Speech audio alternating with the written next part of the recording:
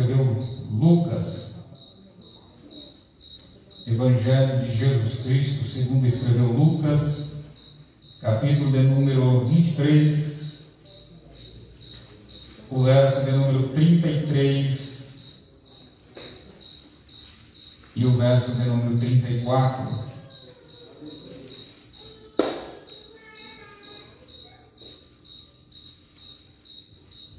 Se for possível, os irmãos que podem, né, se colocar em pé, os irmãos que estão com criança no colo ali, né, ficam do mesmo jeito, sentadinho com as crianças, né?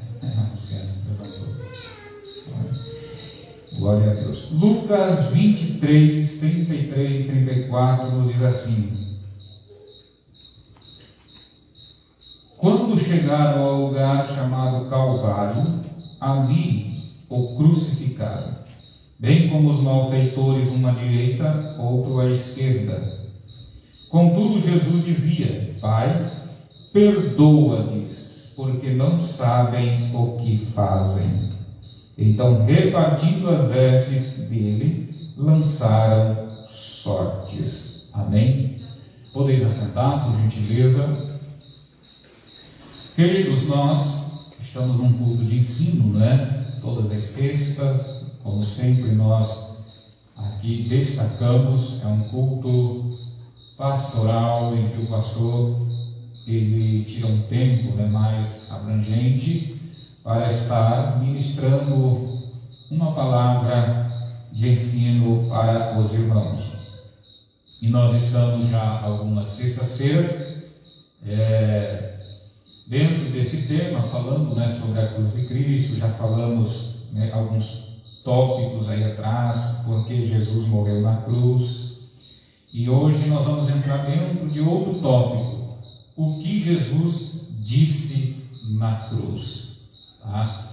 Então nós vamos aí, eu acredito, mais umas sextas-feiras falando dentro desse tópico, que podemos dizer o último tópico, mas como sempre tenho explicado para os irmãos, com vários pontos, não é? Hoje nós vamos falar sobre a primeira expressão que Jesus ali usou quando ele estava na cruz. Tá? E eu sempre costumo dizer para os irmãos, vocês já devem ter ouvido eu dizer aqui, que as últimas palavras de uma pessoa, né, quando está na beira da morte, ela pode ser muito reveladora, tá? Como uma espécie de radiografia, porque elas expõem, né, o coração e a mente do indivíduo na hora da morte. Na verdade, você já parou às vezes para perceber, eu mesmo já presenciei fatos assim, em que as pessoas na hora da morte, quando ele vê que não tem mais, né, aquela volta, então ele começa a confessar, a falar, a pedir perdão para a esposa, para o esposo, né, seja quem for, e aquela coisa, entendeu? Então ele começa a revelar coisas lá no profundo, né, do coração. E Jesus Cristo, irmãos, ele havia dito muitas coisas durante os seus 3 anos de ministério na terra, só que ele achou por bem, né, ou que era importante dizer mais ainda. E o que me chama mais atenção é que ele fez isso da cruz, o seu lugar de sofrimento, né? O seu lugar de sofrimento. Ali, irmãos, na cruz, o Rei dos Reis transformou a cruz em trono e pronunciou palavras ali reais, palavras reais de verdade espiritual, palavras que nós guardamos no coração e das quais nós podemos ainda aprender até o dia de hoje. Desde que Jesus, né, é a própria verdade e fala a verdade, tudo que ele diga é digno da nossa consideração e reflexão. Então, as últimas palavras ditas pelo Senhor na cruz, elas são importantes. Muito mais fácil é abrigar um espírito vingativo, né? Ao contrário do que a Bíblia ensina sobre o perdão. Alguém nos ofende e não conseguimos perdoar ou esquecer de coração.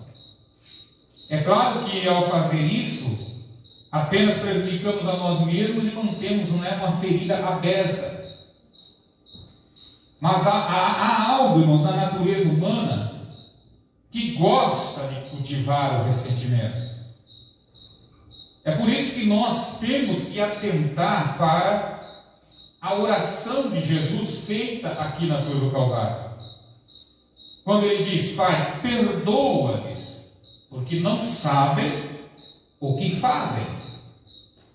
Essas palavras, irmãos, são tão familiares que deixamos de notar como a declaração em si é realmente maravilhosa.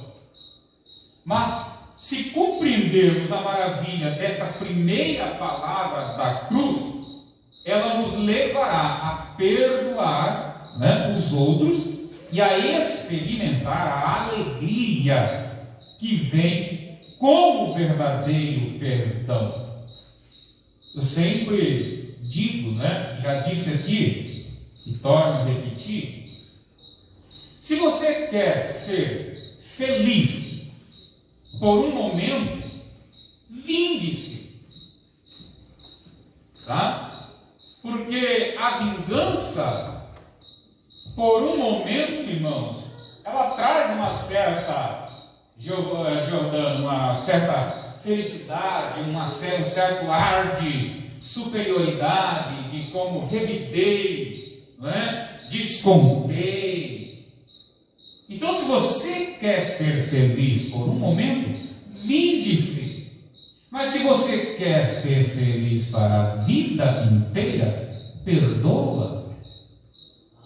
É diferente. A quem Jesus se dirigiu quando ele fez essa oração? Jesus disse, irmãos, Pai. A primeira expressão que ele usa é Pai. Enquanto estava na cruz, Jesus se dirigiu a Deus 3 vezes. Sua declaração foi: perdoa-lhes porque não sabem o que fazem. A quarta declaração, a mais importante, foi: Deus meu, por que me desamparaste? E a sua declaração final foi essa: Pai, nas tuas mãos entrego o meu espírito. Então, suas primeiras palavras, irmãos, preste atenção, as centrais e suas últimas foram dirigidas a quem? Ao Pai. Então, quando o Senhor entrou em seu sofrimento, enquanto suportava e quando emergiu vitorioso dele, Jesus falou ao Pai nos céus. Nada ameaçou o seu relacionamento com o Pai. Quantas vezes, irmãos, nós ouvimos alguém dizer: não consigo falar com Deus, não consigo orar, as pessoas me tratam de tal maneira que acham que Deus não se importa mais comigo. Veja, porém, como trataram, irmãos, o Senhor Jesus, o Filho perfeito de Deus. Se Ele foi tratado dessa maneira, imagine eu e você, como seremos tratados. Os líderes religiosos da nação o rejeitaram e pediam que Ele fosse crucificado. Seus discípulos o abandonaram e fugiram. Os soldados o trataram brutalmente e Pilatos, que o declarara inocente, enviou depois para a cruz. Em certo ponto, diz a Bíblia, que até o Pai abandonou o Filho amado. Jesus, irmãos, no entanto, levantou os seus olhos e disse: Pai. Então, quando nós, irmãos, estamos sofrendo, quer seja uma dor física ou emocional, somos tentados a pensar: será que Deus me ama realmente? Será que Ele se importa? Sim, irmãos, Ele nos ama e se importa conosco. O caráter santo, irmãos, de Deus é muito maior do que os nossos sentimentos. E suas promessas nunca falham. Ele está executando os seus propósitos para nós, embora Ele nem sempre explique as suas razões. Mas nós precisamos confiar nele. Aleluia. Eu me recordo, irmãos, de uma certa irmã, a irmã Francisca. Hoje ela já dorme no Senhor. Mas a irmã Francisca, ela dizia assim, sempre ela dizia assim: com Jesus já é difícil, imagine sem Ele. E é verdade. Eu sempre costumo dizer, irmão, sofrer com Jesus é diferente de você sofrer sem Ele. Porque sofrer com Jesus é sofrer com propósito. Sofrer com Jesus, irmãos, é sofrer sabendo que Ele tem o controle nas mãos de todas as coisas. Sabendo que Ele tem o comando nas suas mãos de todas as coisas. Então, sofrer com Jesus é sofrer com propósito. Aleluia. Como Jesus transformou, irmãos, a provação em triunfo? Ele orou: Pai. Quando você pode orar, irmãos, como Jesus orou, dizendo Pai, a porta então ela se abre para receber, irmãos, de seu Pai Celestial, o poder, a graça e a ajuda de que precisa em seu sofrimento. Não é fácil sofrer. A dor ela é penosa. Um coração partido dói. Mas quando você diz Pai, pode então olhar, irmãos, para o céu e saber que o sorriso de Deus está sobre a sua pessoa. Se você quer, irmãos, poder perdoar outros, então é nesse ponto que você deve começar. Verifique se você tem um bom relacionamento com o Pai que está no céu. Podemos perdoar nossos inimigos porque nós sabemos que o Pai está no controle e nada temos a temer. E se você não tem um bom relacionamento com Deus, isso se torna difícil e impossível de você perdoar alguém. Porque para você perdoar alguém, você vai ter que ter um bom relacionamento com o Pai. Com o Pai. No jardim, irmãos, onde Jesus orou, ele já havia aceito voluntariamente o cálice que o Pai havia preparado para ele. Então veja que ele se submeteu à vontade do seu Pai, naquilo que ele foi designado a fazer. Uma vez, irmãos, que você se submete à vontade do Pai, pode receber dele graça que precisa para perdoar. E as feridas interiores, elas podem ser então curadas. Aleluia, louvado seja o nome do Senhor. Então, irmãos, considere a maravilha do apelo de Jesus ao seu Pai, né? Quando ele dizia, o versículo, irmãos, nos diz assim: e dizia, Pai, perdoa-lhes porque não sabem o que fazem. O tempo, irmãos, do verbo dizia aqui, indica que o Senhor repetiu esta oração. Quando os soldados o pregaram na cruz, ele orou: Pai, perdoa-lhes. Quando levantaram a cruz, irmãos, e fincaram no chão, o Senhor orou: Pai, perdoa-lhes. Enquanto ficou pendurado entre o céu e a terra, ouvindo os religiosos zombarem dele, Jesus orou repetidamente: Pai, perdoa-lhes. Jesus ele poderia ter orado assim, irmãos: Pai, julga-os. Pai, destrua-os. Ele poderia ter chamado legiões de anjos para livrá-lo, mas não fez isso. Muitas vezes você tem desejado que Deus envie fogo do céu sobre alguém que te ofendeu. E às vezes você até ora, Deus julga-os, Deus fira-os como eles lhe feriram. Mas o Senhor, irmãos, Ele orou com o seu coração de amor: Pai, perdoa-lhes, porque eles não sabem o que fazem. Que maravilhoso exemplo para nós seguirmos.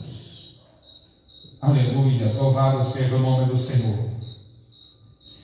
O que Jesus está fazendo ao orar, irmãos, neste modo? Cumprindo a palavra de Deus profetizada pelo profeta Isaías, lá no capítulo 53 e versículo 13. Quem pode ler para mim? Isaías 53 e versículo 13.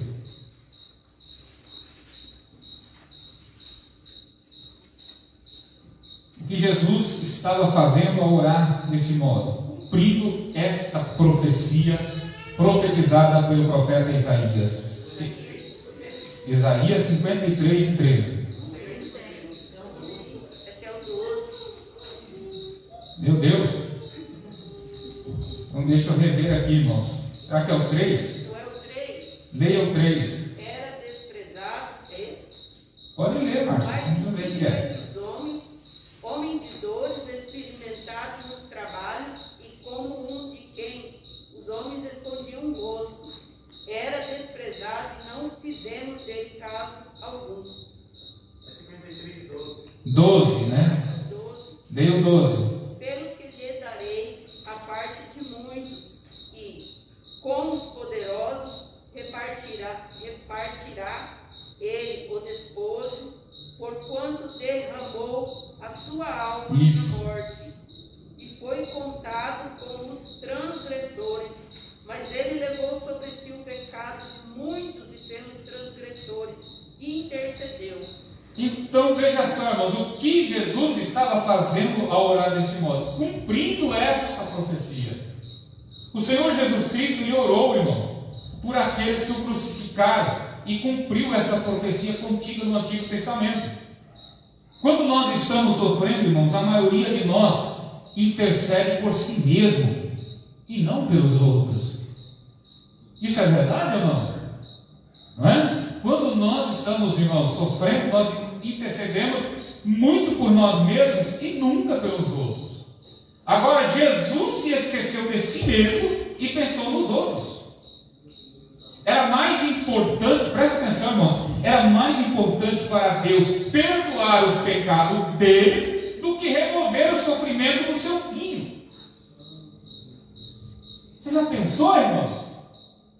Era mais importante Deus perdoar os pecados deles do que remover o sofrimento do seu próprio filho. Jesus, ele se entregava voluntariamente à morte na cruz. Portanto, irmãos, essa importante questão já está resolvida, mas ele queria que todos soubessem que ele os havia perdoado pelo tratamento que eles lhe haviam dado. Então, desde que os escribas e rabinos conheciam a fundo as escrituras do Antigo Testamento, seria, irmãos, razoável esperar que eles lembrassem de Isaías 53, de 12, né? Se eles tivessem lido o capítulo no rolo de Isaías, o Espírito de Deus teria aberto os olhos para a verdade sobre o Messias Jesus. Mas os eruditos, irmãos, estavam ocupados demais, zombando dele, e não tiveram tempo de descobri-la, né, em suas próprias escrituras. Jesus, ele não estava, irmãos, só cumprindo a profecia do Antigo Testamento, mas também praticando a verdade que ele sempre ensinou aos outros. Que ele sempre ensinou aos outros a respeito do perdão. Durante o seu ministério, irmãos, Jesus pregou e praticou o perdão. Ele declarou lá em Mateus capítulo 6, versículo 15: se, porém, não perdoardes aos homens as suas ofensas, tampouco o vosso Pai perdoará as vossas ofensas. Irmãos, isso não significa que o perdão está baseado nas suas obras, ou que recebemos o perdão de Deus perdoando aos outros. Não sugere também que Jesus precisava de perdão, porque ele era o Cordeiro Imaculado de Deus, morto pelo pecado do mundo. Sua oração nos lembra de que se não estivermos dispostos a perdoar os outros, nossos corações não se acham, portanto, em condições de pedir o perdão de Deus. Se estou quebrantado, irmãos, diante de Deus, irei então perdoar os outros. Devemos lembrar, irmãos, que a morte do Senhor Jesus ocorreu também durante os dias do Império Romano e no reinado de Tibério César. Entre suas muitas divindades, irmãos, os romanos, eles adoravam a justiça, mas não é essa justiça que nós cremos, certo? Eles adoravam a deusa por nome Nemesis ou Nêmesis, do jeito que você quiser traduzir, que era a deusa da vingança, a deusa da retribuição. E nós também, irmãos, não devemos adorar a vingança. Não devemos. Isso não faz parte do caráter de um filho de Deus. Isso não faz parte de alguém, irmãos, que se submete à vontade de Deus. Isso não faz parte do caráter de alguém que anda por onde Jesus andou, como disse João. Desejar a vingança dos outros, desejar o sofrimento dos outros, baseado numa satisfação da minha vingança. Ele fez isso comigo, que Deus o retribui em dobro. Não é assim que às vezes você ouve, irmãos? Não é assim que você ouve às vezes? Enquanto Paulo, irmãos, nas suas epístolas, não, acho que não é Paulo, acho que está lá nos Hebreus, fala, o escritor aos Hebreus fala sobre a questão da vingança. Não vingueis a vós mesmos, amados, porque diz a palavra do Senhor: minha é a vingança e eu retribuirei. Eu retribuirei. É Deus, irmãos, que faz estas coisas. Aleluias. O que Jesus fez, irmãos, foi orar. E qual foi a oração dele? Pai, perdoa-lhes. E ao fazer, irmãos, ele praticou então a palavra e também a sua mensagem de perdão. Só Deus, irmãos, pode ver o coração humano. Portanto, só Ele sabe o mal feito pelas pessoas que não perdoam os outros. O vírus, irmãos, de um espírito que não perdoa, já contaminou casamentos, já contaminou famílias, já contaminou igrejas e nações inteiras, com consequências devastadoras. Então, como seria diferente, irmãos, se nós aprendêssemos a perdoar e a orar como Jesus orou? Amém, irmãos? Glória a Deus. Qual foi os propósitos da morte de Jesus? Uma razão, irmãos, para Jesus ter morrido foi para que Deus pudesse perdoar livremente os pecados de todos os que creem em Jesus Cristo. E essa é a mensagem do Evangelho. 1 Coríntios capítulo 15, versículo 3, Paulo fala isso, que Cristo morreu pelos nossos pecados. Não temos de carregar o fardo e a culpa do pecado, porque Jesus carregou no Calvário esse fardo por nós. Podemos agora ser perdoados e perdoar por causa do Calvário. O Calvário resolveu o nosso problema. A cruz de Cristo resolveu esse problema para nós. Que não é mais necessário nós, irmãos, tentar fazer alguma coisa nesse sentido. Precisamos sim, claro, viver em vida de santidade, mas não precisa nós mais fazer nada para que isso, irmãos,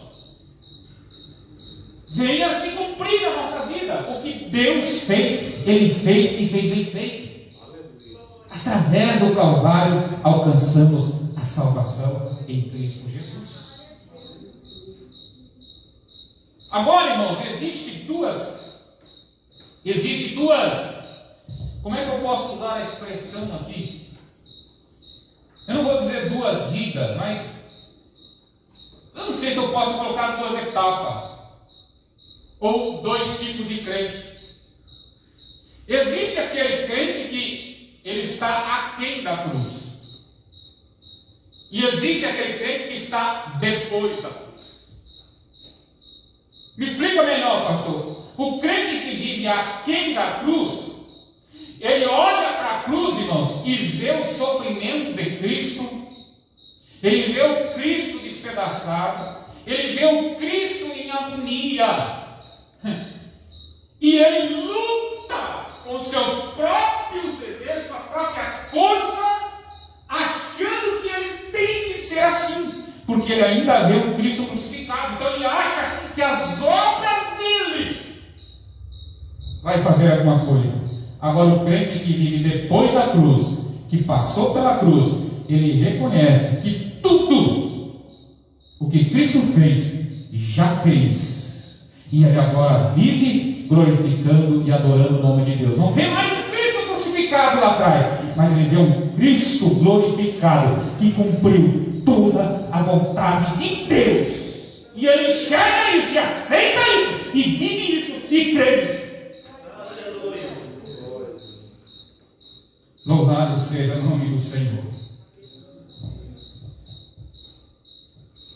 Porque eu acho muito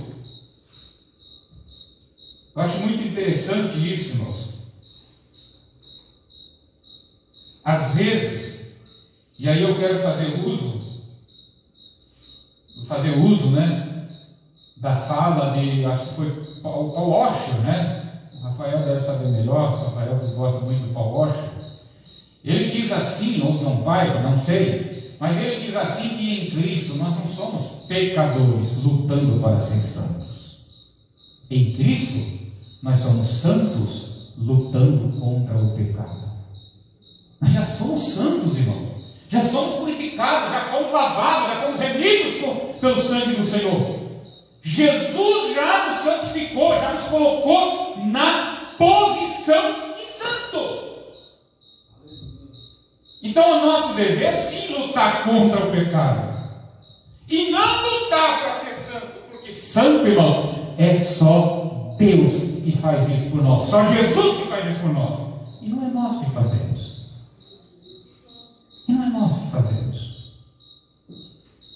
Vamos para frente? Então veja só, irmãos,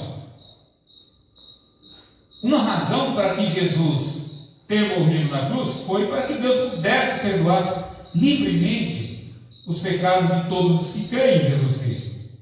E nós não temos mais que carregar esse fardo, né? Podemos então agora ser perdoados, e perdoar, irmãos, por causa do quê? Por causa do Calvário. O Senhor, ele disse ao paralítico, lá em Lucas capítulo 5, versículo 20: homem, estão perdoados os teus pecados. Olhe para mim, o que aquele homem fez para Jesus perdoar o pecado dele? O que ele fez? Me diga. Pagou 10 penitência, correu uma quadra, pagou 50 flexão, fez alguma coisa? Não.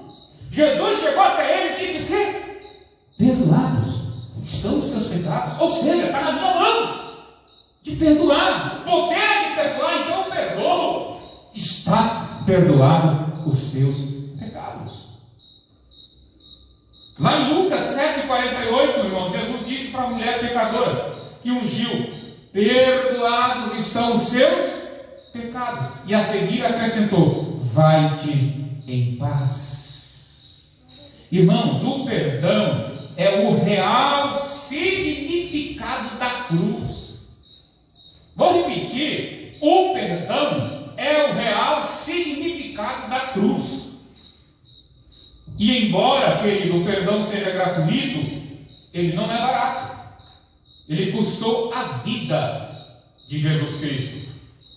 Nós teremos, irmãos, menos problema perdoando outros, se nós tivermos um relacionamento reto com o Pai e se lembrarmos como Ele nos perdoou por causa de Jesus.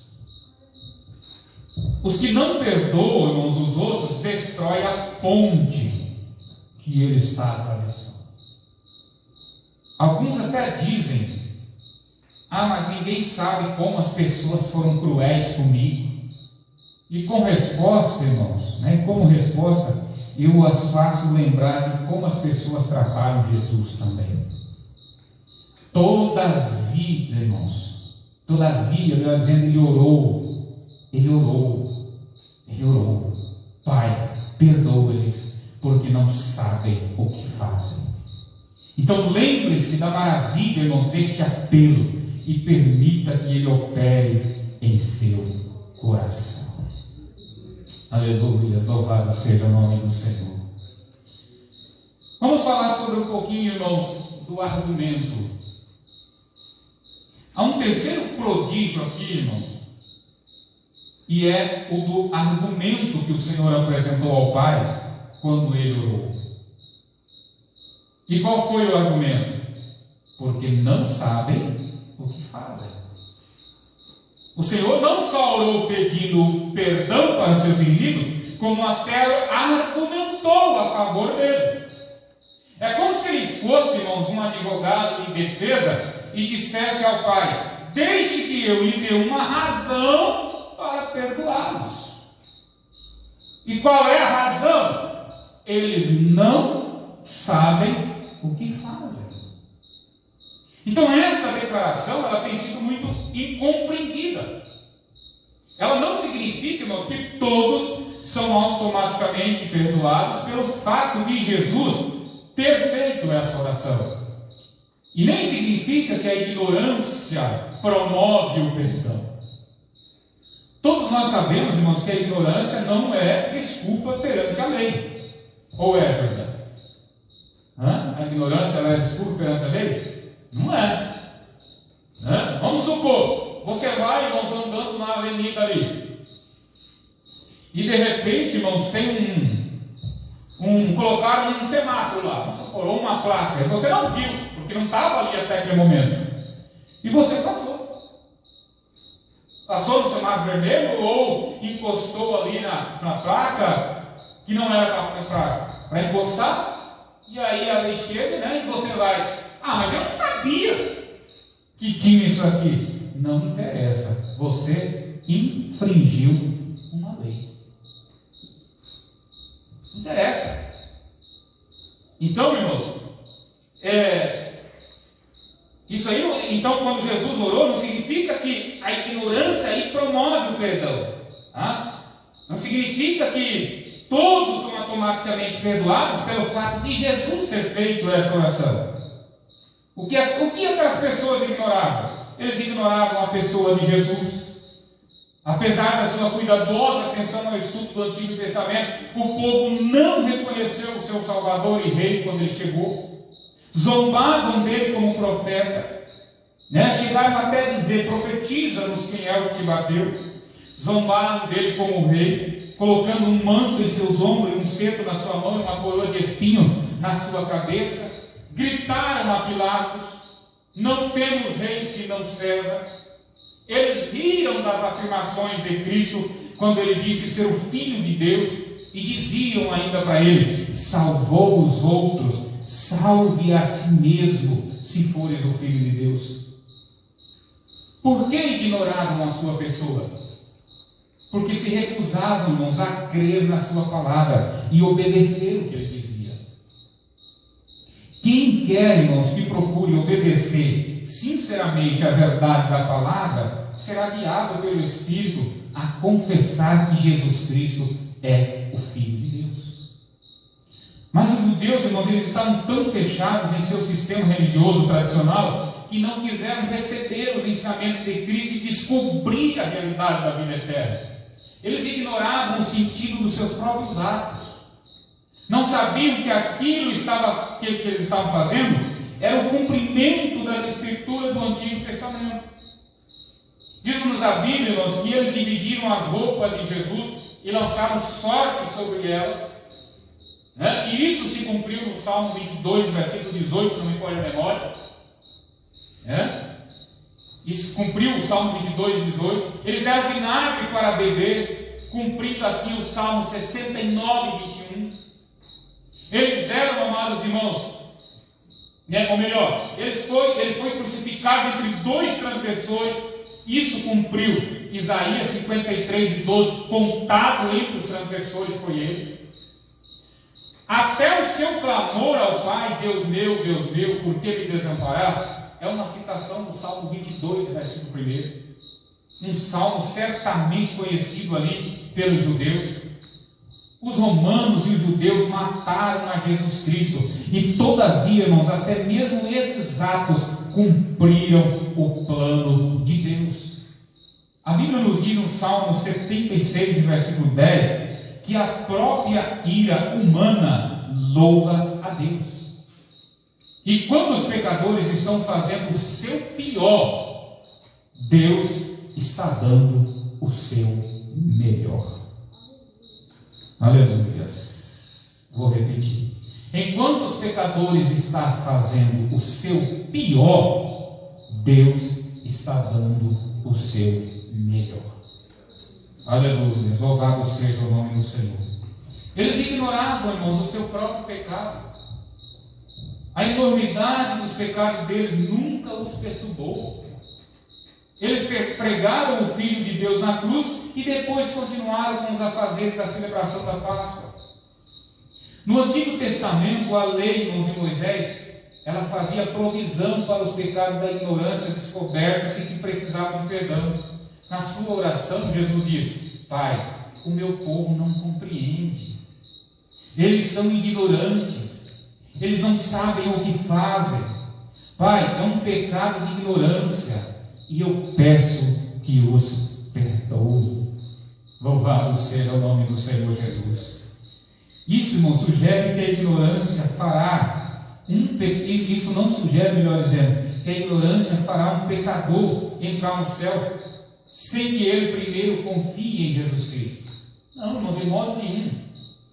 Os que conhecem a verdade e a rejeitam têm certamente, irmãos, maior obrigação diante de Deus dos que nunca ouviram. Mas a ignorância não é um substituto para o arrependimento e a fé.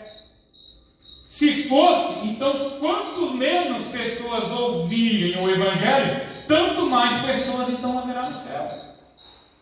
Não é?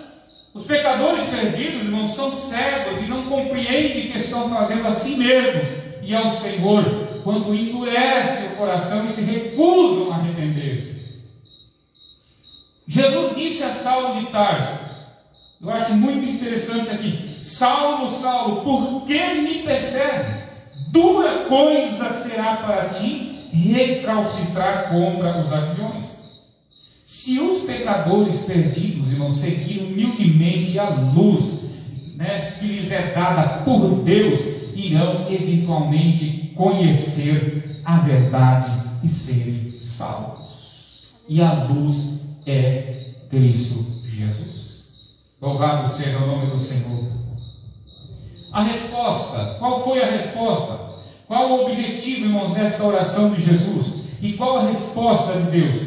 A resposta de Deus, irmãos, foi a graça e a misericórdia. O juízo não sobreveio. Deus ele continuou, irmãos, a enviar a sua mensagem de salvação à nação que crucificaram o seu filho. O apóstolo Pedro lhe disse aos líderes judeus: eu sei o que fizeste por ignorância, como também as vossas autoridades crucificaram o Filho de Deus. Deus foi paciente, irmãos, com Israel e deu-lhe ainda 40 anos de graça antes da cidade de Jerusalém ser destruída pelos romanos em 70 depois de Cristo. O apóstolo Paulo escreveu, irmãos, com relação aos pecados dele cometidos antes da sua conversão. Olha o que ele diz em 1 Timóteo 1,13: mas obtive misericórdia, pois o fiz na ignorância e na incredulidade. Em resposta à oração de Cristo, Deus foi paciente com Saulo de Tarso, Muitos em Jerusalém se entregaram a Cristo como Salvador, inclusive Saulo de Tarso, que se tornou depois o grande apóstolo Paulo. Deus nem sempre julga, irmãos, o pecado imediatamente. Em sua misericórdia Ele adia o juízo, porque o seu filho orou. Pai, perdoa-lhes, porque não sabem o que fazem. Aleluias. Eu me recordo, irmão, sempre de uma frase que nosso grande amigo e companheiro Tagliaferro usava.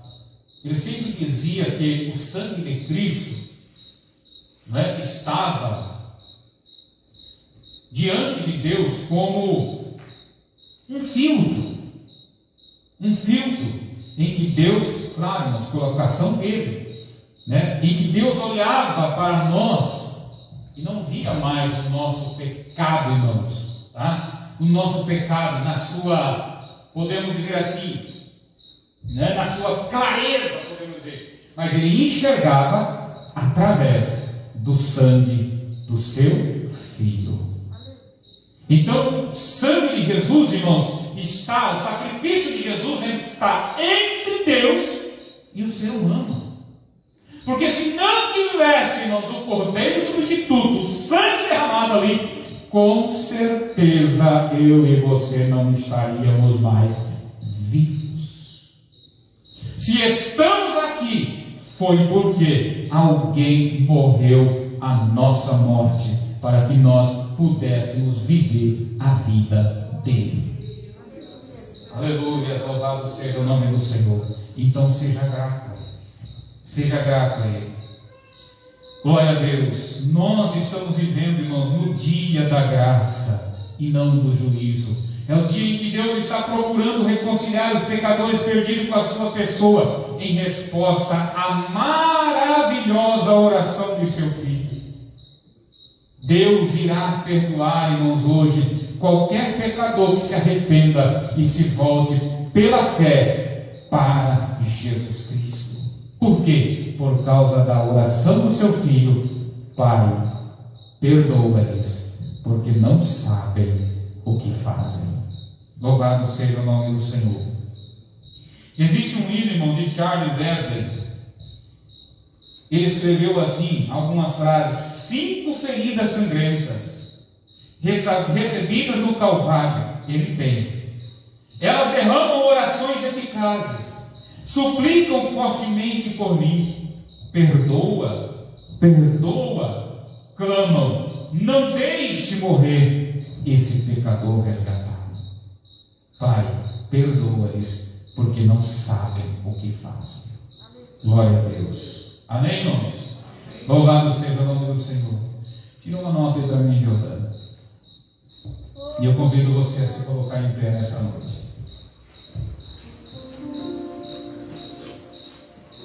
Pai, perdoa-lhes, porque não sabem o que fazem. Aleluia, louvado seja o nome do Senhor.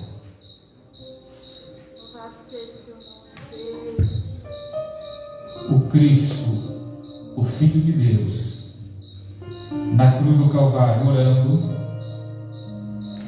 e intercedendo, irmãos, por nós pecadores. Tem um louvor muito antigo que diz assim: olhando este mundo ele viu grande multidão andando sozinho, sem nada na mão. Sua vida foi rosa vermelha cravada na cruz.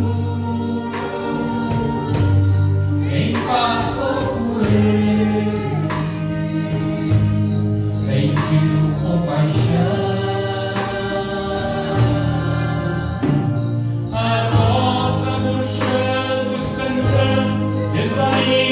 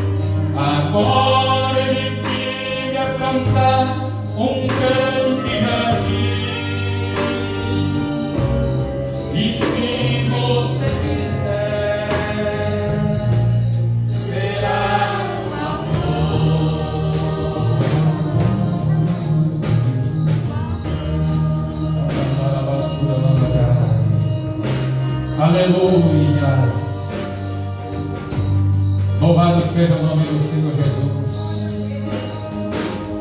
Pai, perdoa-lhes porque eles não sabem o que fazem. Esta foi a expressão, irmãos, a primeira expressão que o Filho de Deus usou na cruz. Aleluias! Ele orava por mim e por você. Quando existia uma condenação certa para a minha vida e para a tua vida, quando o destino meu e teu, aleluias, era a condenação eterna pelos nossos atos, esse Cordeiro imaculado, ele atravessou o nosso caminho, pegou a cruz que era minha e tua, colocou em seus ombros, marchou para o Calvário triunfante e ainda intercedeu por cada um de nós. Tudo a tua cabeça, irmãos. Vamos orar esta noite.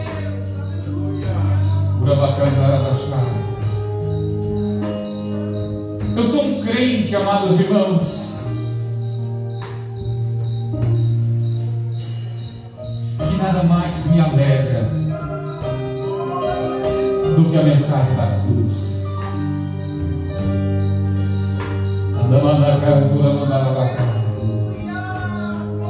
Não sei como que pode existir crentes que não conseguem mais olhar para a cruz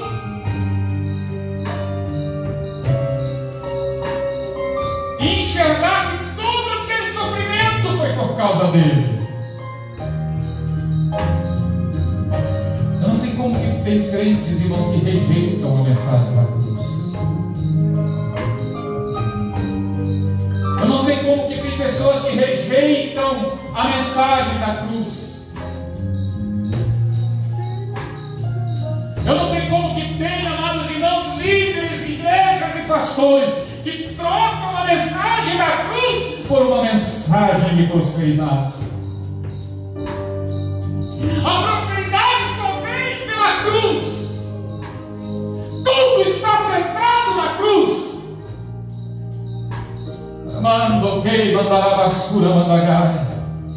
Tudo está centrado na cruz. Da cruz vem perdão, da cruz vem libertação, da cruz vem a bênção espiritual, da cruz vem a bênção material, da cruz vem a bênção física, da cruz vem a bênção, aleluia, emocional.